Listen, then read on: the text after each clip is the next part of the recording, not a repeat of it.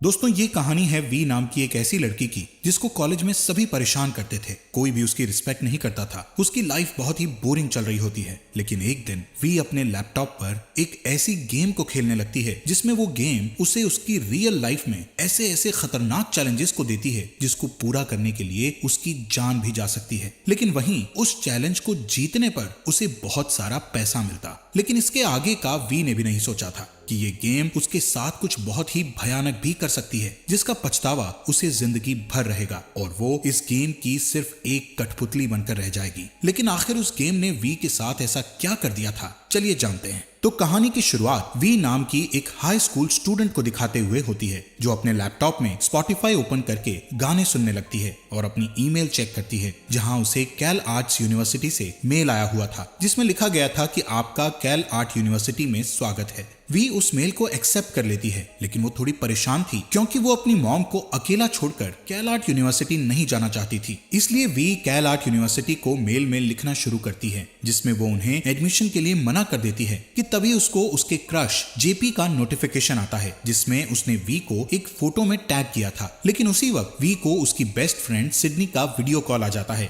We Sydney को कैल art university के mail के बारे में बताती है। वहीं सिडनी वी की इस बात को इग्नोर करके उसे एक नई ऑनलाइन गेम नर्व के बारे में बताने लगती है। सिडनी नर्व गेम को ऑन कर देती है, जहां गेम एक रोबोटिक वॉइस में स्टार्ट हो जाता है, जिसमें बताया जाता है कि ये गेम ट्रूथ और डेयर की तरह है। इस गेम को कोई भी प्लेयर बनकर या वॉचर बनकर दोनों ही तरीकों से खेल सकता है। सिडनी वी को बताती है कि मैं खुद इस गेम का हिस्सा हूं और इस गेम को प्लेयर बनकर खेल रही हूं। वो कहती है कि ये गेम सच में बहुत ही ज्यादा अच्छी है, लेकिन वी को ये गेम कुछ खास पसंद नहीं आती। थोड़ी देर बाद वी किचन में अपनी मॉम नैन्सी के पास जाकर उनसे अपनी यूनिवर्सिटी के बारे में बात करती है। लेकिन वी अपनी मॉम को कैल आर्ट्स यूनिवर्सिटी के बारे में नहीं बताती, क्योंकि वी अभी तक यही सोच रही थी कि वो यहीं अपनी मॉम के साथ रहकर ही अपनी पढ़ाई पूरी करेगी। वी अपनी मॉम को कहती है कि आप माइक के कमरे को रेंट पर क्यों नहीं दे देती, इससे हमें कुछ पैसे मिल जाया करेंगे जो हमें काम आया करेंगे। लेकिन इस बात से नैन्सी बहुत गुस्सा हो जाती है और उसे कहती है कि मैं ऐसा कभी भी नहीं करूंगी। दरअसल माइक वी का छोटा भाई था, जिसकी 2 साल पहले डेथ हो गई थी। वी अपनी स्टडी के साथ साथ एक फोटोग्राफर भी थी, इसलिए वो स्कूल के फुटबॉल मैच में स्कूल के न्यूज़पेपर के लिए फोटो लेने जाती है। वहीं उसकी दोस्त सिडनी चीयरलीडर थी। सिडनी फुटबॉल मैच शुरू होने से पहले अपनी एक दोस्त को अपना फोन पकड़ाते हुए उसे नर्व गेम के लिए एक वीडियो बनाने के लिए कहती है, जहां उसे व्यूअर्स द्वारा एक डेयर मिला था, जिसमें उसे चलते मैच के दौरान अपनी एक नेकेड फोटो नर्व पर अपलोड करनी थी। और जब सिडनी अपना ये डेयर पूरा करती है तो ये देखकर हर कोई शॉक्ड रह जाता है।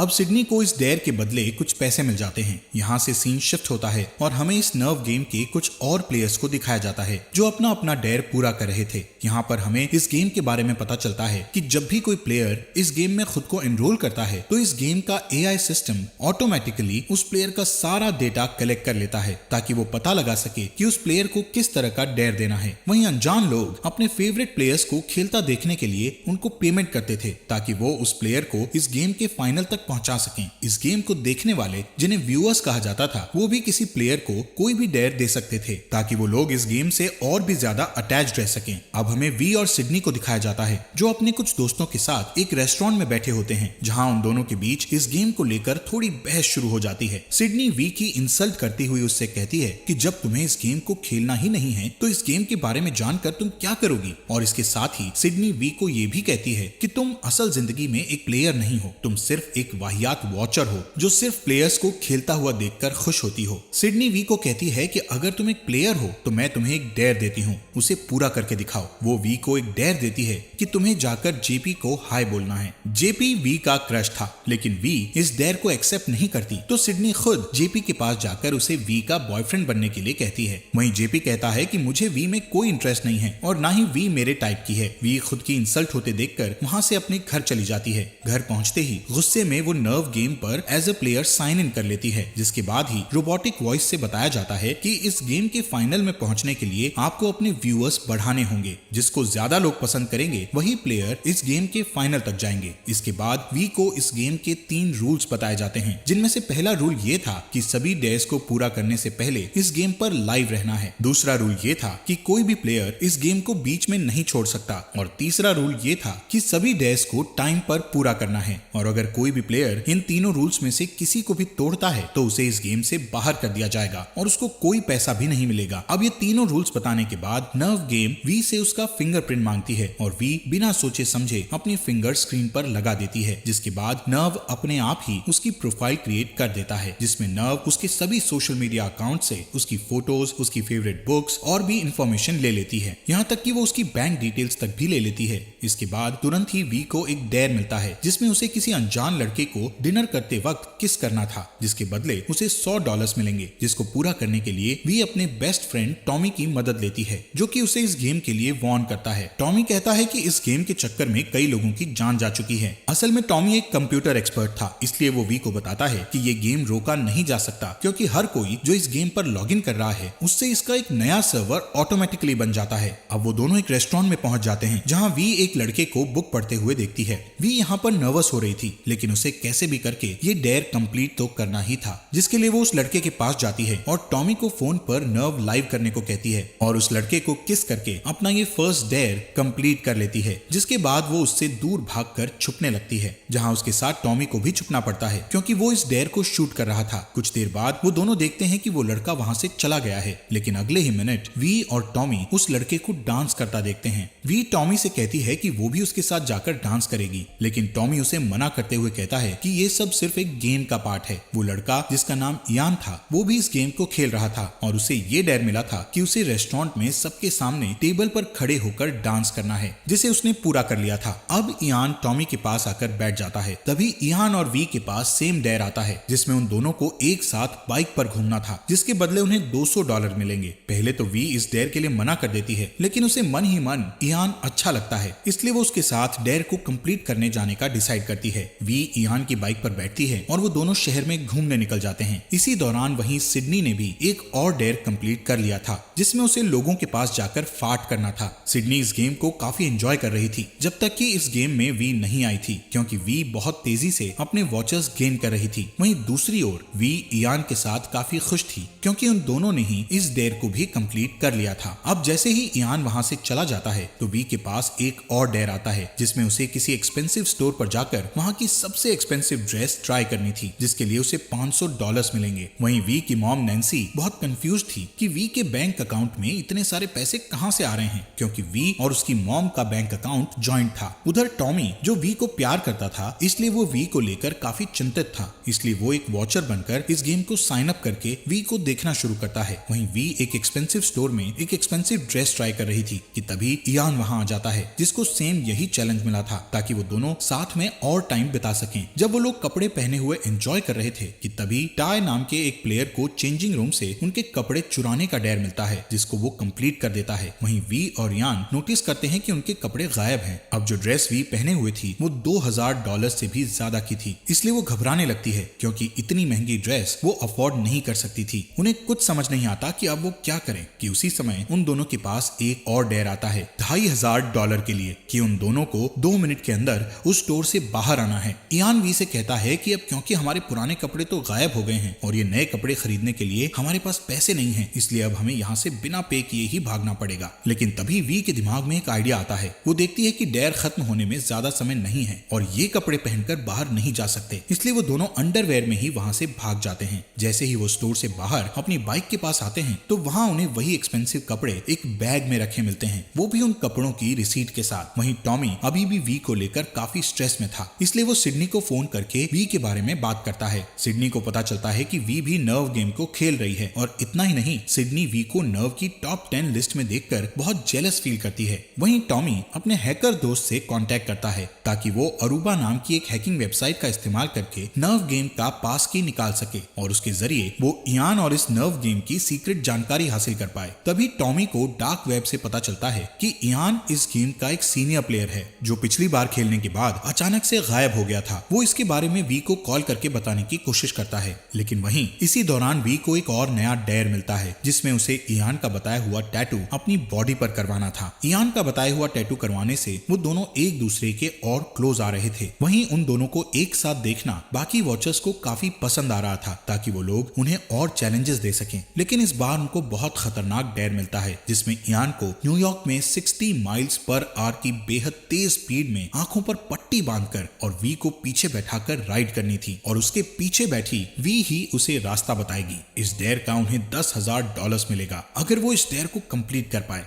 लेकिन वी ये डेयर नहीं करना चाहती थी, पर इयान जैसे तैसे उसे इसके लिए मना लेता है। पर तभी उनके पास टाई नाम का एक लड़का आता है जो इयान को ब्लाइंड फोल्ड का कपड़ा देकर फाइनल में मिलेंगे बोलकर वहां से चला जाता है। वी इयान से पूछती है कि वो कौन था, जिस पर इयान कहता है कि वो शायद इस गेम का प्लेयर होगा। जिसके बाद वो दोनों बाइक पर बैठकर ये खतरनाक डेयर करने लगते हैं। वो दोनों रास्ते में कई बार मरते मरते बचते हैं, पर टाइम पूरा होने से पहले वो इस डेयर को कंप्लीट कर लेते हैं। इसी के साथ वो दोनों एक दूसरे को पसंद करने लग गए थे। वी और इयान ने अब तक दिए गए अपने सभी डेयर्स को टाइम पर कंप्लीट कर लिया था, जिससे नर्व कम्युनिटी में इनके फॉलोअर्स और भी तेजी से बढ़ने लगे थे, जिससे ये दोनों नर्व गेम के सेलिब्रिटी बन जाते हैं। वहीं सिडनी और वी के बाकी दोस्त पार्टी करते वक्त उनकी ये लाइव स्ट्रीम देख रहे थे, जहां कई सारे गेम के वॉचर्स भी उनकी वीडियो बना रहे थे। ये सब देखकर सिडनी काफी ज्यादा अपसेट हो जाती है, क्योंकि सभी लोगों की अटेंशन अब सिर्फ वी पर ही चली गई थी। लाइव स्ट्रीम के चलते ही इयान वी से सिडनी के बारे में पूछने लगता है कि सिडनी कैसी लड़की है और वो दोनों फ्रेंड्स कैसे बने।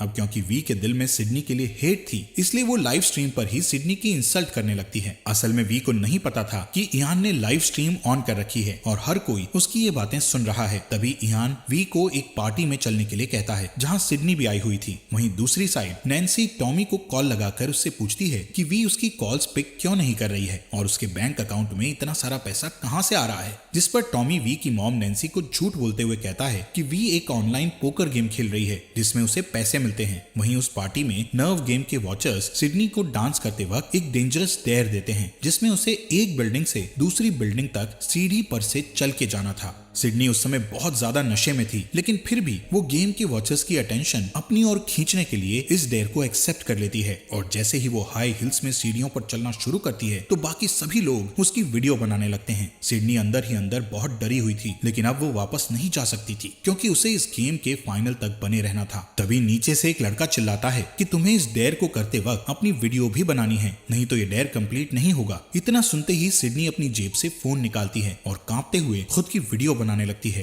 तभी नीचे खड़े कुछ लोग आपस में बहस करने लगते हैं कि सिडनी को वीडियो बनानी चाहिए या नहीं, जिससे सिडनी का ध्यान भटक जाता है और वो उन लोगों को कहती है कि तुम सब शांत हो जाओ और मुझे मेरा डेयर पूरा करने दो। लेकिन अगले ही कदम में उसका पैर सीढ़ी से फिसलने की वजह से उसका फोन नीचे जमीन पर गिर जाता है कि तभी नर्व गेम उसे बताती है कि उसने इस डेयर को इनकम्प्लीट छोड़ दिया है, जिस वजह से उसे गेम के बाहर निकाला जा रहा है। इसके बाद हम देखते हैं कि और भी कई सारे प्लेयर्स इस खतरनाक डेयर में फेल हो रहे हैं। वहीं टाई ट्रेन की पटरियों पर लेटा हुआ था, जबकि ट्रेन उसके ऊपर से गुजर जाती है, जिससे वो भी इस खतरनाक डेयर को कंप्लीट कर लेता है। उधर वी और इयान न्यूयॉर्क से होते हुए उस होटल में जाते हैं जहां पार्टी चल रही थी और जैसे ही वो उस पार्टी में एंटर करते हैं तो वहां मौजूद सभी लोग उनकी फोटोज और वीडियोस बनाने लगते हैं जैसे कि वो दोनों कोई मशहूर सेलिब्रिटी हों। कि तभी वहां वी को टॉमी दिखता है जो कि उससे नाराज था। वी को वहां पता चलता है कि सिडनी को इस गेम से बाहर कर दिया गया है, जिससे वो तुरंत उससे मिलने उसके रूम में जाती है जहां वो सिडनी को उसके क्रश जेपी के साथ एंजॉय करता देखती है। इसके बाद उन दोनों के बीच काफी लंबी बहस होती है जहां सिडनी वी के मरे हुए भाई के बारे में भी अनाप शनाप बोलती है। जब वो बहस कर रहे होते हैं तभी वी के पास एक डेयर आता है, वो भी $15,000 के लिए, जिसमें उसे भी एक बिल्डिंग से दूसरी बिल्डिंग तक सीढ़ी पर चलकर जाना था,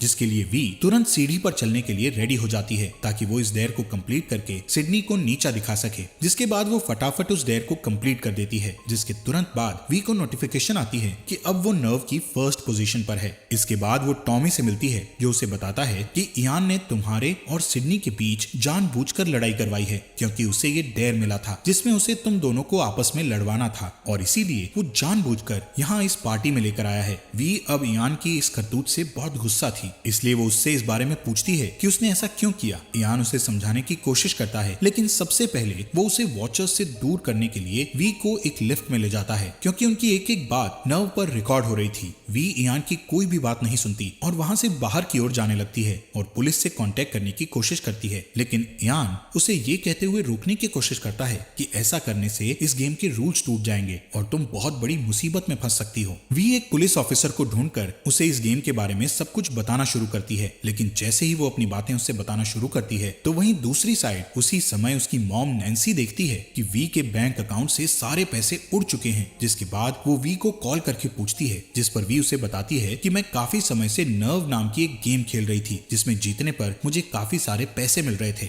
लेकिन अब मैंने इस गेम का रूल तोड़ दिया है, जिस कारण नर्व गेम ने पनिशमेंट के तौर पर मेरे बैंक अकाउंट से सारे पैसे चुरा लिए हैं। तभी वी के पास टाई आता है और वो उससे सॉरी बोलकर उसके मुंह पर पंच मारकर उसे बेहोश कर देता है, क्योंकि उसे ये डेयर मिला था। इसके कुछ देर बाद जब वी को होश आता है तो वो खुद को एक कंटेनर में पाती है जहाँ एक कंप्यूटर से उसे रोबोटिक वॉइस आती है कि अब वो इस गेम में कैद हो चुकी है और गेम की इस कैद से बाहर निकलने के लिए उसे इस गेम के फाइनल में जीतना पड़ेगा। रोबोटिक वॉइस उसे ये भी कहती है कि उसे सबसे पहले फेरी तक पहुंचना होगा। अब जैसे ही वी कंटेनर से बाहर निकलती है तो वहाँ इयान उसे ढूंढता हुआ मिलता है। वो उसे बताता है कि उसने और टाई ने इस गेम को पिछले साल अपने एक दोस्त रॉबी के साथ भी खेला था, जिसमें उन तीनों को शहर की सबसे ऊंची बिल्डिंग के हैंगर पर एक हाथ से लटकने का डर मिला था, जिसे करते वक्त रॉबी का हाथ फिसल गया था और वो मारा गया। जिसके बाद मैंने और टाई ने पुलिस को इस बारे में बताने की कोशिश की, लेकिन किसी ने भी हमारी बात को सीरियसली नहीं लिया। अब क्योंकि हमने भी तुम्हारी तरह इस गेम का रूल तोड़ा था, इसलिए इस गेम ने हमारी लाइफ पूरी तरह से खराब कर दी। इयान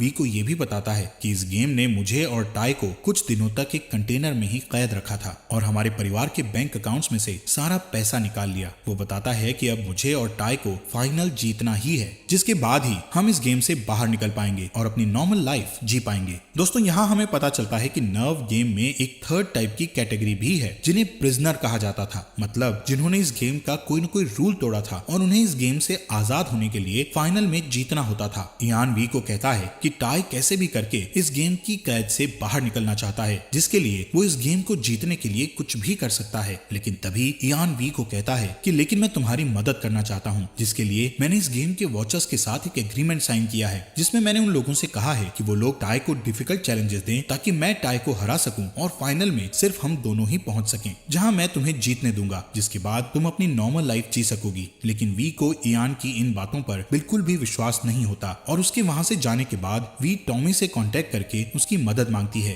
कुछ देर बाद टॉमी सिडनी के साथ उसके पास आता है और वी से नाराज होने के लिए उससे माफी मांगता है, जिससे तीनों अब एक दूसरे को माफ कर देते हैं। वी उन दोनों को अपना प्लान समझाती है कि मैं चाहती हूँ कि टॉमी अपने हैकर दोस्त की मदद से इस नर्व गेम का कोड, जो कि ओपन सोर्स है, उसे चेंज कर दे, जिससे इस गेम के सभी वॉचर्स की आइडेंटिटीज रिवील हो जाएंगी और वो सभी लोग इस गेम को हमेशा के लिए लॉग आउट कर देंगे, जिससे ये गेम परमानेंट बंद हो जाएगा। इसके बाद वी फेरी तक पहुंच जाती है, जहां वी को एक पेपर बैग मिलता है जिसमें एक गन के साथ फाइनल राउंड में पहुंचने की एंट्रेंस टिकट भी थी। वहीं इयान को डेयर मिलता है कि उसे एक बहुत ऊंची बिल्डिंग पर चढ़कर एक क्रेन पर एक हाथ से 5 सेकंड तक लटकना है, जिसे वो पूरा कर देता है और फाइनल राउंड में पहुंच जाता है, जिसके लिए उसे एक ड्रोन की हेल्प से बताया जाता है कि तुम्हें फाइनल में एक ट्रेन से जाना है। ट्रेन में पहुंचने पर इयान को उस गेम के कुछ मास्क्ड वॉचर्स एक लोडेड गन देकर फाइनल डेस्टिनेशन तक जाने को कहते हैं। इसी दौरान नैन्सी को इस गेम के बारे में पता चल जाता है और वो भी इस गेम की लाइव स्ट्रीम देखकर घबराती हुई टॉमी को कॉल करती है, जिससे टॉमी उसे अपने हैकर दोस्त के अड्डे पर आने को कहता है। वहीं वी